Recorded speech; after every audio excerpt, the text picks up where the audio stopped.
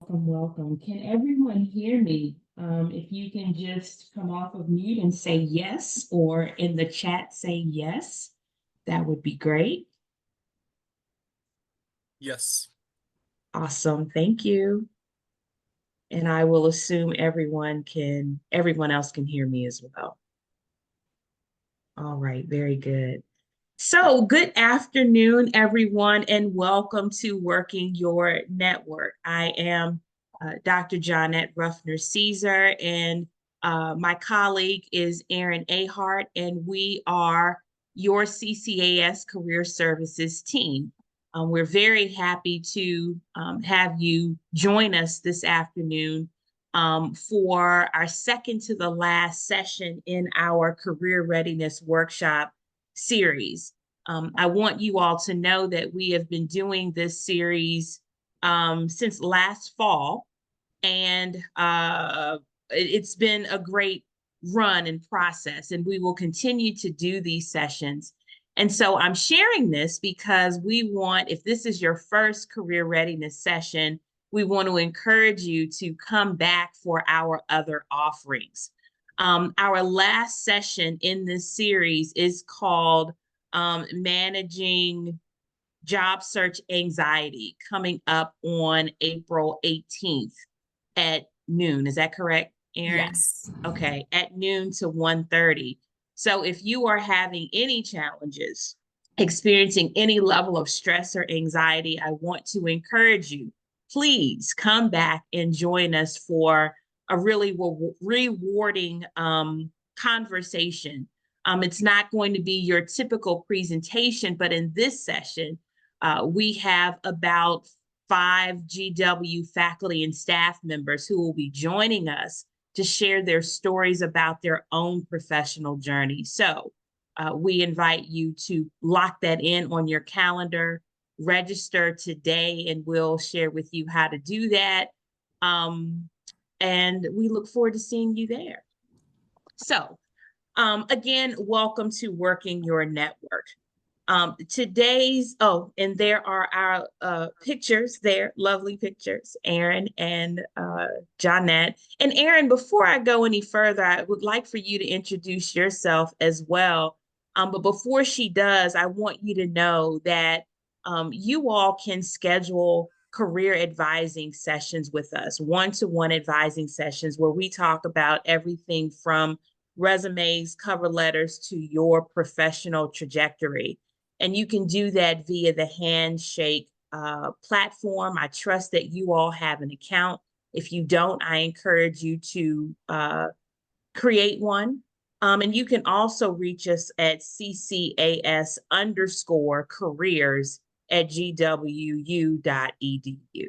And so, Erin, I will open the floor for you to introduce yourself. Sure. So, hello everyone. My name is Erin Ahart. I'm another one of your wonderful career counselors here today. I'm so excited that you're here for Working Your Network. I'll be talking more a little bit later in the presentation today, but in my previous role, I worked in employer relations. It's another side of career services, but I worked heavily with employers. And so I know how important it is to network not only with employers, but build professional relationships with other people who Dr. Ruffner Caesar will cover today. And so we're excited to share a lot about why networking is so important, but also the actual steps that you can take to start building your network. So that's a little bit about me and why I'm so excited for this presentation. And I'll turn it back over to Janet. Beautiful, thank you. And to add additional context, just so that you know who you all are talking to and listening to, in addition to serving as a career counselor here at GW, I'm the owner of a professional services agency. And the unique thing about my background is that I have a background in education, higher ed specifically, but due to a career disruption, and I say a layoff, after I completed my doctorate, it sent me into a different direction. And through that process, I learned how to reinvent. I learned how to be creative. I learned how to be curious and create a successful business. And my goal for being here is to support students with using those skills in addition to your resume to move you and to pursue and obtain whatever career opportunities you choose. Okay, so for today's session, we are going to share with you. We want to define a professional network, who should be in your network, the benefits, and encourage and how to engage your network. So essentially, I will be talking about the what and the why, and Aaron will be talking about the how to work your professional network. So let's define network. Uh, a professional network is a group of professionals, both in your career field and other related fields, with whom you have fostered a professional relationship. And it allows you to foster relationship with others for a mutually beneficial purpose. And I want to stress mutual. And the goal of professional networking is typically to be able to ask for supportive people to help you in your career journey. Now, one thing that I want to say about professional networking is that it's important to be genuine in your desire to connect. And that takes us to a mutually beneficial. So no one likes to be used, right? For their influence, for their connections, for their whatever. And so I want to lay the foundation of inviting you all to be really curious and interested to genuinely know or get to know the people that you want to connect with, right? It just feels better and it creates a more authentic experience for both you and the person that you're looking to engage. Because ideally, beyond professional or seeking a job, you want to be able to establish a relationship where you too can share opportunities with that individual just as they're sharing an opportunity with you. So keep that in mind as the foundation of for establishing your network. And so if we go to the next slide, who should you include in your network? Well, we always suggest that as college students, start with your professors in your department, start with staff members in your department. Because they it's like low-hanging fruit. You have easy access to those individuals. So don't limit yourself to only meeting with and engaging professors when, let's just say, you're having a challenge in the class and you come during office hours, but use those opportunities to get to know them, who they are, what their background is, and think about how you can engage them and how their background or their why for what they do aligns with what it is that you want to do. Now, when meeting with those individuals, they may not be fully up to speed on what's going on in your industry, right? They may not be. But what they have, the power of what they have are their stories. They've been there, they've done that. And they can talk to you about what you're interested in doing and can talk about some pitfalls or challenges they experience and ways to navigate around those particular issues. And so use your college professors, connect with them. Don't be afraid of them. I was one of those individuals who were, a little afraid to go talk to Dr. Manning because of his esteemed background. And I just want to encourage you to use the 3 C's. And the 3 C's are be confident, be curious, and be creative. Okay? Don't be afraid. Have a conversation. Talk with them about what it is you want to do so that you can establish those relationships. Next are managers and coworkers, either former or current, because they have a clear understanding of your professional capabilities. They can, as you talk with them about what it is you want to do, They can talk with you about some thoughts and ideas about places that would be a good fit for you, or opportunities that would be a good fit. They can help to serve as a lens to give you some clarity if you were just a little unsure about your career path, right? And help to inform what it is you want to do. And, your manager could say, hey, Roshni, you're really good at leading teams and creating workshops. And so that might give you some insight or added confidence around something that you want to do, but you were unsure about. So use those individuals um, as as a component of your network to help to build you up and to give you clarity and insight as to what you're really good at and maybe some things that you should pursue.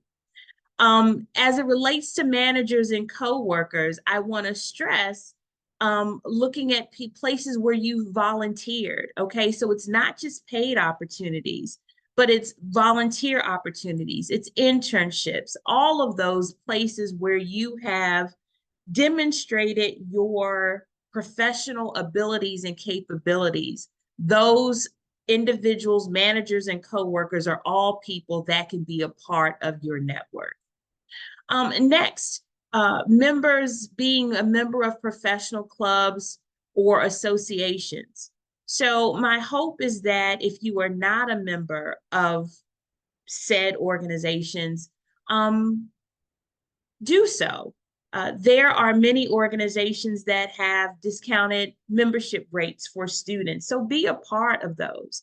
But not only be a part of it, but again, step out of your comfort zone, connect to if those organizations hold conferences or conventions, or networking events, attend those events.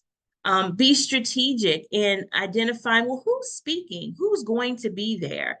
And based on that, determine who it is that you want to connect with and really establish a relationship by just drawing up a conversation. And again, being curious. Some of you may say, well, I'm an introvert. I don't really like talking to people. Well, I'm an introvert as well. One great way to connect with people, do a little research about them, approach them and say, I really enjoyed your presentation and here's why. I also took a look at your LinkedIn profile and I understand that you've done this, this, and this, and you can just strike up a conversation by doing your due diligence to learn more about those individuals. Next is LinkedIn. Like professional memberships, LinkedIn is a great way to connect with professionals in your field worldwide. And again, don't be afraid. It's okay to reach out to people cold and say, hi, I am Jerry, and I am very interested in this field, and it seems as though there's some synergy in our work. I would love to schedule a time to have a conversation with you. I will say, however, if you're looking for a job, don't reach out to people and say, hi, I'm Michael, I'm looking for a job with your organization. That is probably going to turn individuals off a bit, especially if their role is not um, serving as hiring manager or recruiter for that particular organization. But genuinely reach out, genuinely take a look at someone's profile and put a little work in, put a little effort in to say why it is you want to connect beyond a job, beyond looking for opportunities, right? People, I think, are more inclined to talk with you if they understand that you want to learn about them. I mean, who doesn't like talking about themselves, right? So giving them an opportunity to do that, and particularly supporting a student, and particularly if you're reaching out to a GW alum, I mean, the chances of them responding favorably to your request are very high. So always consider LinkedIn as a viable option. But understand, if you're going to use LinkedIn, that means you have to have your own LinkedIn profile. And I was telling Aaron the other day, The instances where I don't accept LinkedIn connections is when I see a profile that is not at least halfway completed. If I don't see a profile photo, if I don't see some basic things of establishing a profile, I probably won't respond. So keep that in mind. Folks want to know that you are a real person, or at least appear to be a real person, and that you're not being tricked or scammed or whatever the case may be. And finally, family and friends. Don't discard your family and friends, even if they don't understand exactly what you do or what you went to college to obtain. They can still be a viable resource for you. If they don't understand what you do, if you're um, I don't know, in bioinformatics and they just don't know what that is, make it plain for them. Let them know in simple terms what you do or what it is you want to do, and communicate not only to your family and friends, but to everyone that I just listed. Let them know where you're going, what you want to do, what you're thinking about, so that they can serve as your team and putting their feelers out to see and identify opportunities for you. This is not one of searching for a job, is not one of those activities that you want to do alone, that you want to do in isolation. You need a team. This is not a DIY, DEY, do it yourself DIY project. This is something where you need a group of people to support you. How do I know? I did it, tried it, not a sustainable plan. Okay. So keep that in mind. These are your core people: college professors, staff, managers, coworkers, um, individuals who are part of professional clubs and organizations, LinkedIn members, family, and friends. All right. And so, what are the benefits? And I think maybe I've already covered those benefits, but they can help you to identify job leads. They can help you to, as I like to say, cut across the field. Don't run all of the bases. If you can go straight to it or cut across, let people help you. You know, you're one person, you don't have the ability to look at all opportunities, and looking for a job can be a full-time job, and it helps you to maintain uh, your sanity to some degree, right? It keeps you from becoming stressful and anxious going through the process. Use your professional network to help you identify leads. Um, your network can inform you of opportunities that are available within their organization. If you have a relationship with them and they know what you're looking for, you can be the front of mind. How, oh my goodness, you know, such and such would be great for this opportunity. And they will send you, you know, engagements or opportunities that may interest you. So keep your network, your relationships warm. They can provide you with professional advice. So let's just say, let's combine learning about job opportunities connected with professional advice. Let's just say one of your professors sends you an opportunity, and they are familiar with the hiring committee. They can give you advice on how to navigate, what to say, what to submit, how to show up in an interview. This is inside information that other people won't have. And so you want the inside tip, right? So that this is another way that having your network can be very beneficial, extremely beneficial. I've already talked about the LinkedIn connection and the family and friends connection. But finally, we have recommendations. For every job, most jobs, you need to provide 3 recommendations of people that can speak on your behalf.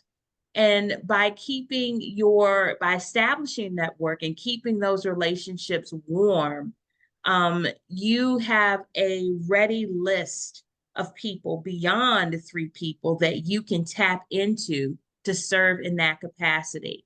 Now, what I want to say is that understanding that every job that you, most jobs that you apply for, and they're really interested in bringing you on, are going to ask you to provide at least 3 recommendations.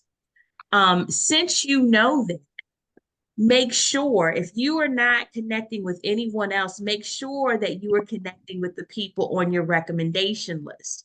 Because what happens is hiring manager, they're ready to hire you, and now they're calling someone that you haven't connected with in 5 years. They have no idea. So for them to be able to speak on your behalf, they're providing old information. They didn't even remember they were on your recommendation list. It's been so long, right? So stay on top of that. Let them know when you are in your season of pursuing new opportunities. Hi, I'm doing this new opportunity. Would love for, is it okay for me to continue to use you as my recommendation? That's another way to keep your network warm. So please keep these things in mind. And again, be confident and be curious and be creative as you move forward to continue to engage your current network, establish a new network, or adding additional people to that list. And I'm not sure what the next slide is. Okay, here we go. How do you work your network? So focus on connecting with the right professionals. So I'm not saying, look, connect with everyone in your field. I am saying be strategic. I'm not saying connect necessarily with every professor, but do your diligence to determine who who could be beneficial, who could be a bit, who could you support, and who could support you as you move through your professional journey. And it could be a number of factors. Maybe they are doing the work or have done the work that you want to do. Maybe they have connections to organizations where you want to work. So be strategic in that way. And again, be genuine when you reach out to these individuals. I've already talked about staying in touch, but think about how can you be an asset, right? How can you be equally important and be available to those individuals who help you? So here's an example. Let's just again use the professor situation. Let's just say that professor is creating a program for students, and that professor has expressed to the class that they are have created the program, but they need some technical support. And you have technical support skills, right? Volunteer. Volunteer to serve that professor with this program utilizing your technical support skills. By doing that, you are establishing a relationship. You are also demonstrating your professional skills and abilities, right? And now you've created an opening where you are not only supporting that professor, but you can use that instance to build the relationship so that that professor can support you when you need it as well. So again, confident, creative, curious. You always be thinking, always be strategic. How can you use, not create something new necessarily, but what's already in your hands? What do you already possess that you can use to establish relationship with others? And then finally, always express gratitude. Say thank you. When people help you in any way, shape, or form, your network has written a recommendation. An email has come through for a new opportunity from one of your colleagues. say thank you. When you show thanks, individuals are more inclined to continue to help and to support you. And be, as I said before, be authentic. Don't reach out just to get, reach out to give as well. Be genuinely interested in the background of the folks that you want to connect with because you really can learn so much along the way as you move and progress throughout your journey. And then finally, when you are in a position, you have the new job, um, you're doing okay, don't forget to do the same for others. Think about what's been given to you and be willing to give that same thing back to individuals who may need your support. So that is the what and the why. And I will turn it over to Erin to share the how. Thank you so much. Okay. Can everyone hear me all right? Yes. Yes, perfect. One last thing, going back to what Dr. Ruffner Caesar said about gratitude, it's important to say thank you no matter whether or not you are successful. But especially when you're successful, it feels so good to the people who help you to know that they helped make a difference in your career journey. So, for example, if you work with either me or Dr. Ruffner Caesar in a one-on-one appointment, tell us when you get the job so we can shower you with praise. You know, it's so nice to hear when you all are successful. And of course, we're here to help even when it's not going according to plan. But moving on to the how you can engage your network. A lot of this Dr. Rucker Caesar already touched on with especially with engaging with faculty and professors. But what I want to reiterate is the point about being remembered. So especially when you are helpful, when you're giving back, when you're assisting your professors, that's when they're going to remember you. The more you raise your hand in class, the more you speak up, the more you go out of your way to build intentional, meaningful connections and have conversations beyond the classroom with them, they are going to be much more likely to serve as a reference later on and write you that letter of recommendation. And so you can see on the screen here, of course, visit your professors during office hours, meet with them before and after class, and do all the things that were already shared with you. Other ways that you can engage your network are by sending an email. Sometimes this is even better than through connecting with someone on LinkedIn because with an email, there's no character limit. When you reach out to someone on LinkedIn, you have to kind of condense your message to that short message that they allow for when you request to connect, if you're not already a connection with them. But with an email, there's no character limit. You can include a subject line so they know who you are.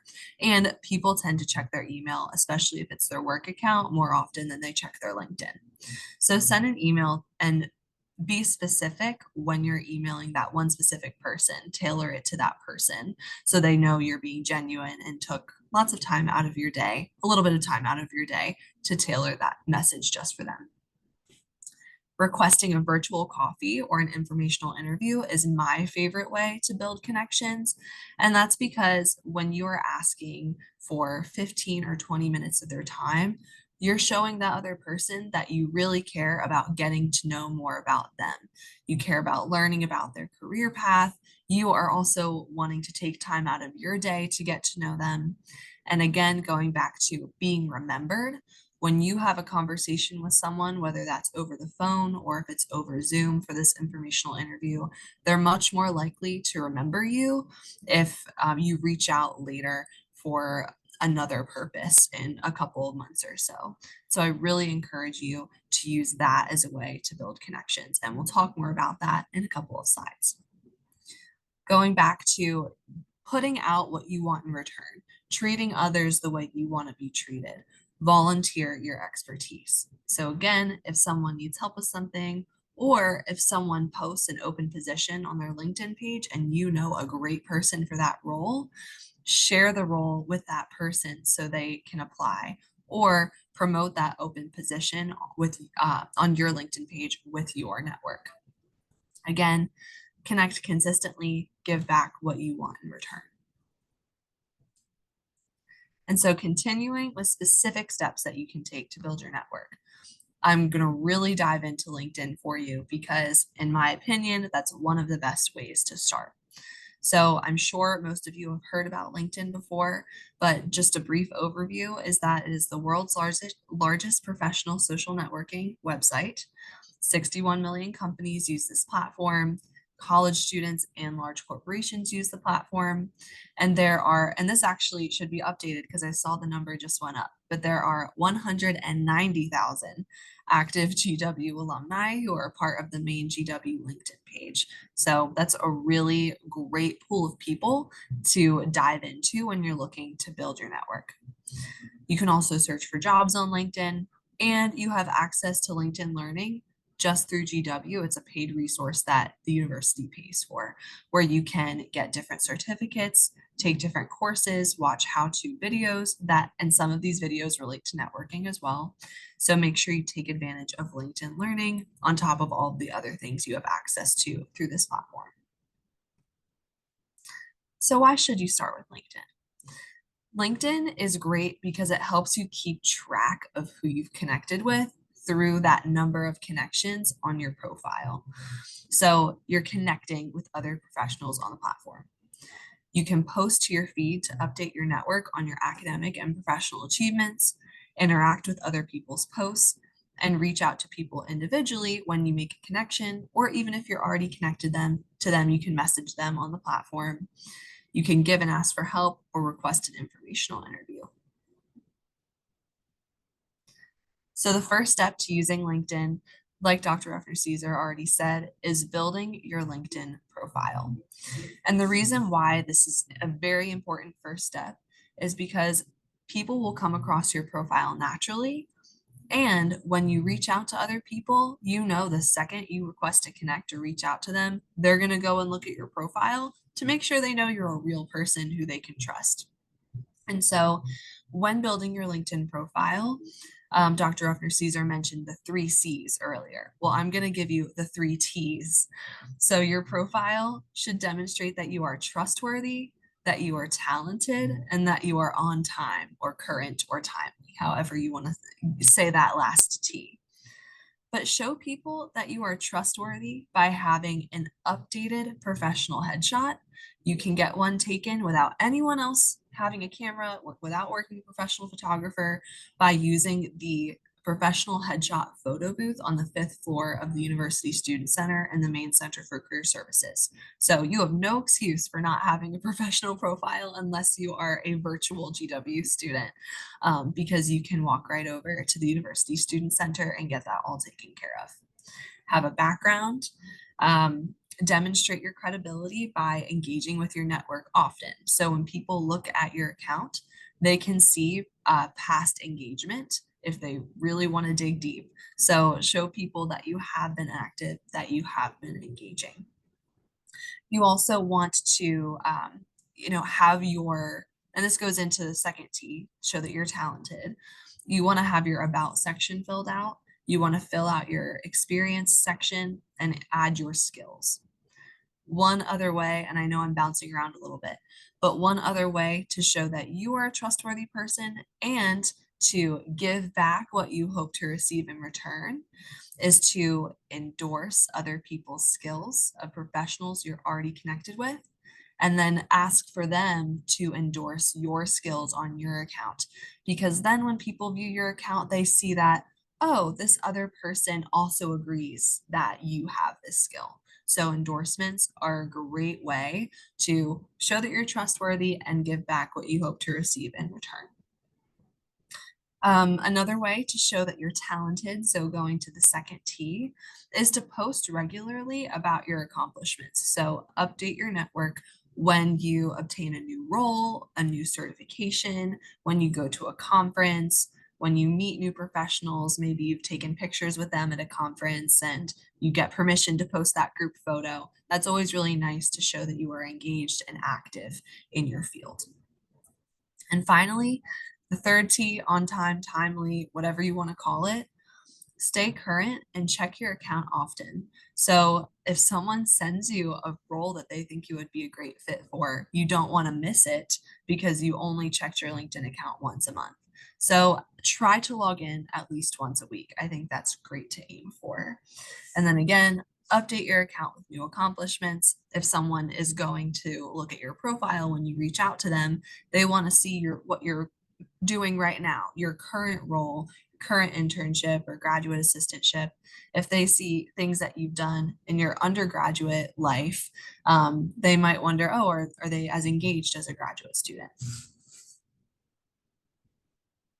Okay. So now I know you've already learned about who should be a part of your professional network, but I'm going to give you some more information about how to identify new professional connections, people who you might not think of right away. And I'm going to talk specifically about alumni. But let's say at this point you've identified 100 people you know. You've connected with your faculty members, family and friends, people you've worked with, other people you can think of who should be involved in your network. And you're thinking, well, I really want to expand my network. And you're probably thinking that some of you might have seen the 500 number. That's really the magic number on LinkedIn. You want to try your best to reach and increase your connections to where the point where it has that 500 plus. So once you hit that number, because you have so many, you're going to start to hear about more job opportunities. The more people you're connected with, the more you see in your feed, the more positions you see in your feed. You'll gain more professional advice that these connections are posting, and you'll appear in more searches because you've increased that number of connections, and you'll appear in more searches if you build out that profile in full. So when identifying more people you can connect with, start with GW alumni. And the reason why is because you already have something in common. The more things you have in common with someone you reach out to, the more that person is going to understand, okay, yeah, this makes sense why this person is reaching out to me. They seem trustworthy. I'm going to respond. So the more things you have in common, the more likely you are to get a response. How to search for alumni. So you can see this screenshot here on the page. This is the main GW LinkedIn page. The Columbian College also has a page, but I know there are some people and alumni of the Columbian College who are members of this main page and not the smaller CCAS page. So go to this page, you can filter through everyone. As you can see, there are 190,000 alumni as part of this page. And when you go down and view all of these tabs, click on the alumni tab here that is highlighted in green on my screen. And that's how you can view the number of alumni, and it's how you can search them by title, keyword, or company.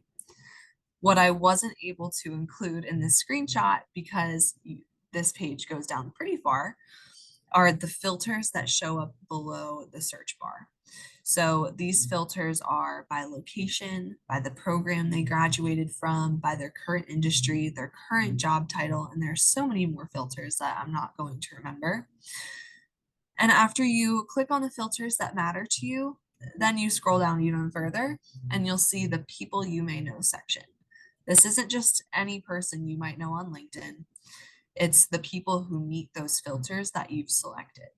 And so let's say you are in the anthropology program, you're interested in biological anthropology, maybe that's a keyword you've put in, and you're looking for, oh gosh, I'm blanking on the exact name of the job I'm thinking of for anthropologists, but maybe you search for these positions in Washington, D.C., and then you click on that job title you're looking for. All the people who fit all the filters that you've set will show up. These are great people to reach out to either via LinkedIn or via email because of all the things you have in common. They're great people to schedule informational interviews with because you can ask them questions about their career paths and what you can do to obtain the kind of positions that they have in the future. All right, so now I'm going to tell you exactly how to reach out via LinkedIn and via email. And I feel confident that these templates will help you. And I'll tell a little story about why in just a minute.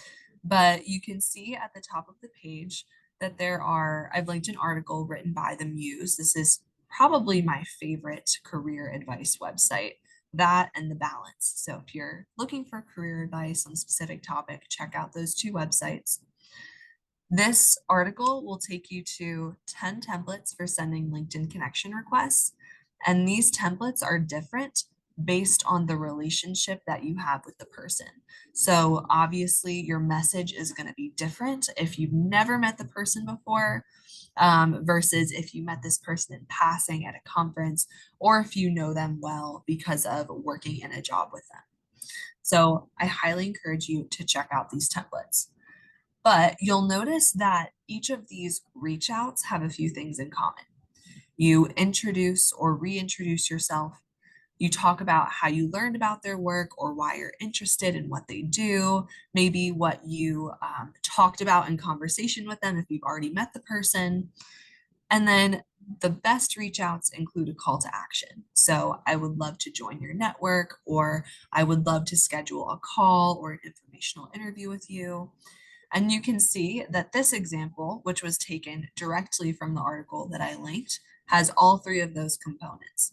So this person says, hello, Aaron, I am a college senior interested in this. This is how I learned about you. This is what impresses me about your work. If you ever have 20 minutes, I'd love to learn more about how you started working the field and the skills you believe are most relevant to the position. Does anyone have any questions about reaching out via LinkedIn before I move on? All right, I don't see any yet, so I'll keep going. One more reason to ask for a call.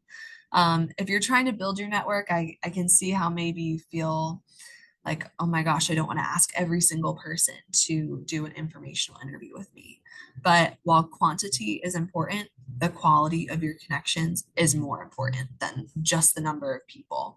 I already mentioned when you schedule a call with someone, it shows that you are willing to take the time to get to know them, that you're expressing genuine interest, and no one ever wants to feel used. Like you are just asking them to connect to increase your number of connections or to join their network and see all the things that they're posting because they're giving you access to something by adding you to their network, right?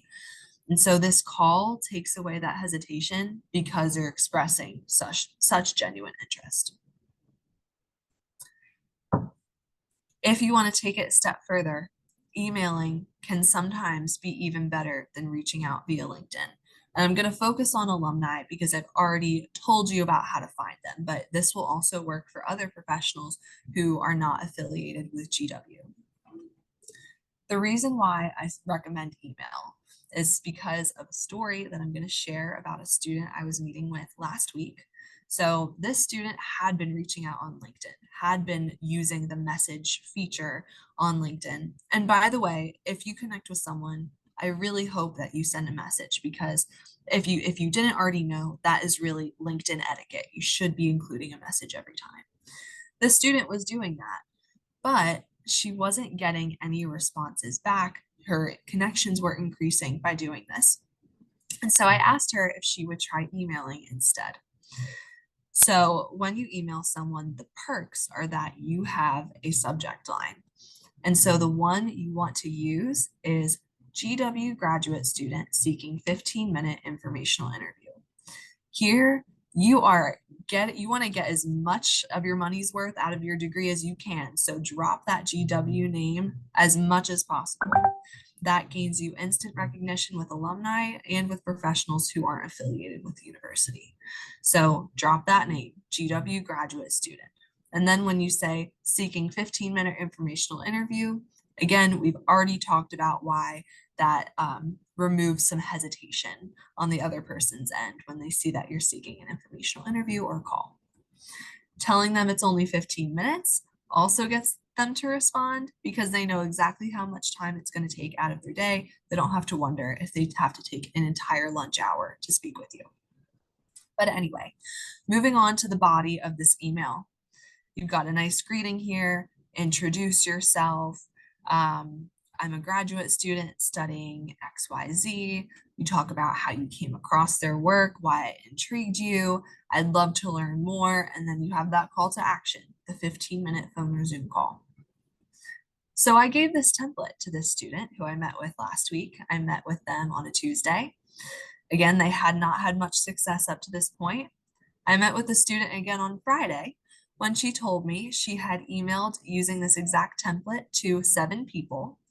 She had gotten responses from 3, and who knows, by now she could have received even more. The next week, she had set up an informational interview, a 15-minute call, with someone who works at the same company that she is currently applying to work at for a specific position that they offer. And so this is a GW alumni who she found. And so you can see how this email template was immediately successful. It took 3 days for her to actually schedule a Zoom call with someone at this company that she's interested in.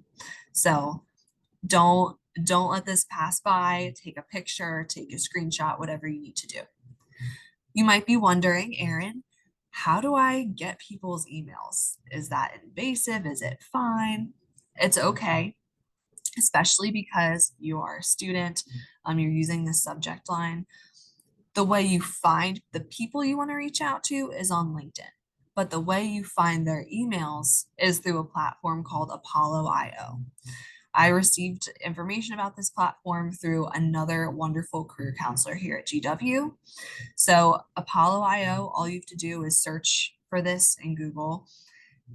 You can pay for the advanced version of the platform, but the free version is just fine. It allows you to search up professionals.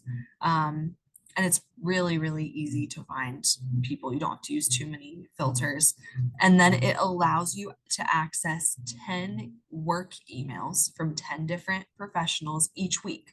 So you go in, get your 10 emails per week, go on your way. You really shouldn't be emailing more than 10 people per week if you're trying to build meaningful quality connections. So there's no reason you would need more. Don't pay for the full version, but use Apollo.io to find people's emails. Okay. So by now you know how to reach out. So here's what not to do. Again, you don't want to ask someone for a job, especially if you have never met the person. They are probably just going to wonder, who is this person? Why are they asking me for a role? They won't respond. Don't connect with strangers without sending a message. So this is for both of your benefit, right? It's just LinkedIn etiquette. And when I talk about your benefit, I'm also talking about your safety with networking. You're reaching out to a lot of people. You want to be intentional, and sending a message also forces you to think, am I being intentional, or am I just connecting with another random person, right? Don't engage with LinkedIn job postings without following up. This is also for your safety. I have met with students who have told me they're not having success. And I actually found with one of the students I was meeting with is that because somehow she was finding these recruiters who were posting jobs that just seemed a little too good to be true. There were a lot of emojis in the postings, and they had upwards of 800 people commenting. Those should be red flags to you.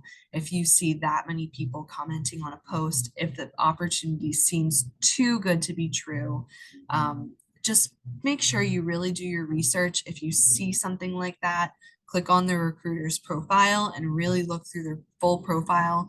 Make sure that they're a local recruiter, a trustworthy person who has a lot of endorsements and is really active on their page. If you were to comment on one of those postings where lots of people are commenting, I'm interested, there is no way anyone is ever going to reach out to you with that many people commenting on the post. It is your responsibility, if you see a job posting, to follow up with them by sending a LinkedIn message or emailing them or contacting them in some other way if you find it on their profile. And finally, don't be afraid to reach out to people, because networking is a very normal and it's a necessary part of being a professional in 2024, and it's not going to stop here. So you can see this picture is from an article that LinkedIn posted. here are all the ways in which networking can help you. So again, really take this to heart. It's important. And if it's strange, if you've never had to reach out to people professionally before, I promise it gets easier with time. And if you need specialized help, please meet with one of us and we can help you kind of get over that hump. I also forgot to mention when I was talking about LinkedIn that we do have specific recorded LinkedIn workshops that have already been done. So if you're interested in learning more about the specific how and how to build that profile, how to build your professional brand, we have a recording and slides for you. So I've talked for a while now. I'm sure some people have questions. I'm going to leave this here on the screen for a minute, and so you can see all of the other services that we offer here at the Columbia College. I already mentioned one-on-one coaching, resume cover letter reviews, help you figure out what you want to do if you're still not there yet, review your LinkedIn profile, help you with networking, interview prep. And then Handshake is a great resource that many of you probably already know about, but you can see all of the ways it can be helpful on the screen. You can see our contact information there. Please don't hesitate to reach out to us at our careers email, ccis_careers. And then, my goodness, you guys have received a lot of information today. I think there was something I forgot, but Jonna, please feel free to jump in if there's anything else. If folks have questions, now is your time to ask them. And I did see one question in the chat. Will these slides be shared with us afterwards? And you'll definitely receive the recording afterwards. I can send you the slides as well. So I'll keep note of who that person was so I can send out the slides.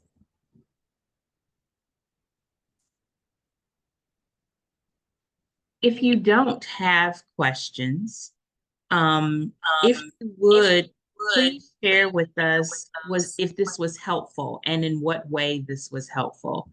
Your feedback helps us to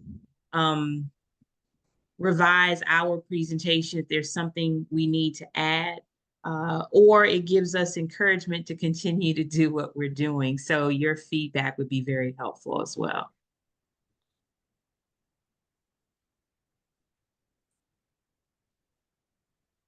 And I see one more person requested the slides. If anyone else would like additional information, yes, please type your name in the chat or just type something in the chat so we know.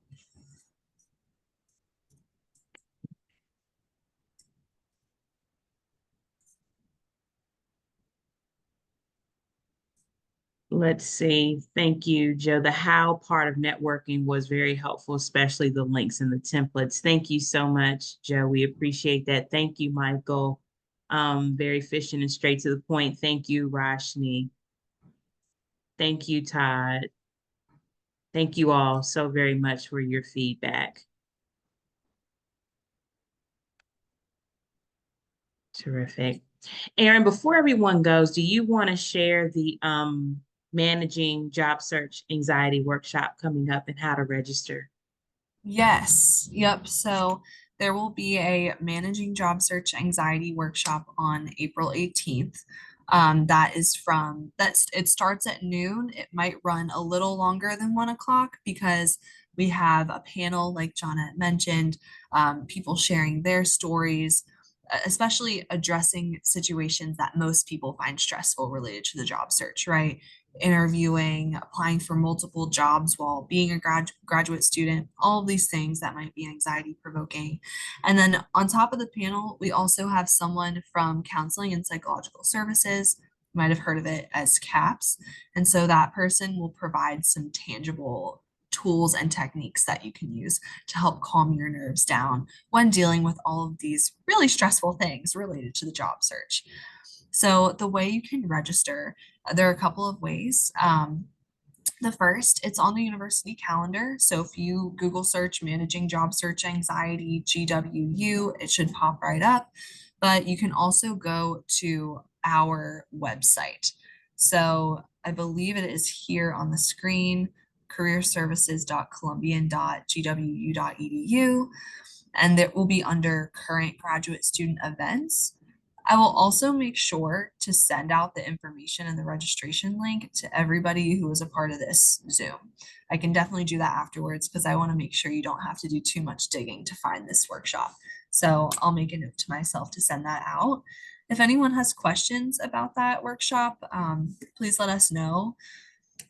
It should be a great workshop. I'm really excited for it.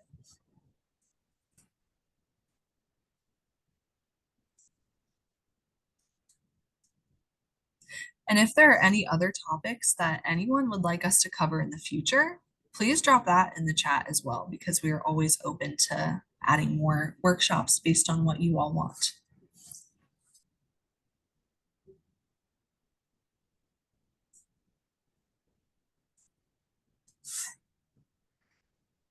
Roshni and Joe, it looks like you two are the only ones left. Any other questions that you have for us?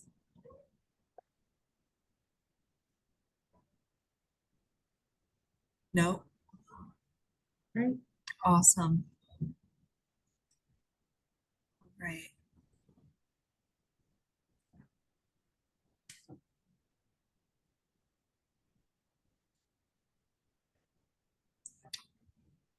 Well, thank you all. We appreciate you for joining us. Have a good evening. Good afternoon.